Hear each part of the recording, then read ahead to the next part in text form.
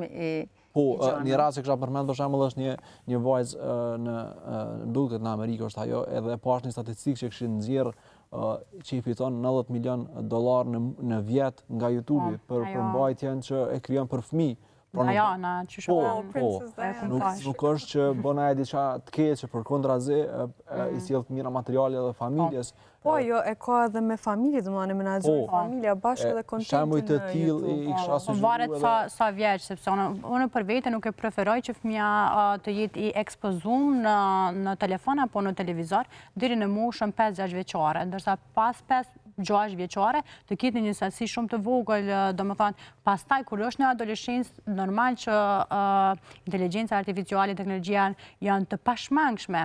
Mirë po këto jo vetëm të jetë për shembull që fëmia të jetë në telefon dhe në televizor gjatë gjithë kohës, mirë po të jetë të bashkangjitur edhe aktivitetet fizike. Po televizor mund të shohin edhe filma që mund të në ditët e sotme për shembull mbi pesha tek adoleshentët dhe të rriturit është në rritje e sipër. Kjo për shkak të mungesës së aktiviteteve fizike dhe për shkak të teknologjisë. Teknologjia në një masë e cila është e ardhmja e gjithçkaje, për këtë e ceka që të angazhoni ato në kurse që janë kodimi, programimi e këto gjëra të cilat janë shumë të rëndësishme, mirë po për shembull filmin të cilën apo sekuencat të cilat po i cekni unë nuk mendoj që është diçka profitabile, të paktën për fëmijën tim, sepse e kum pa dhe i kontrolloj sepse nuk du ose kur të më pyet dikush se çka më lshu fëmijën, du që me ditë për mbajtjen e atij, jo të jetë e dhënshme, jo të jetë një fjalor i cili është jo për moshën e tyre, kështu që mendoj që këto seriale ose këto epizoda të shkurtra të cilët i bojnë të tjerët nuk janë zhvillim i teknologjisë.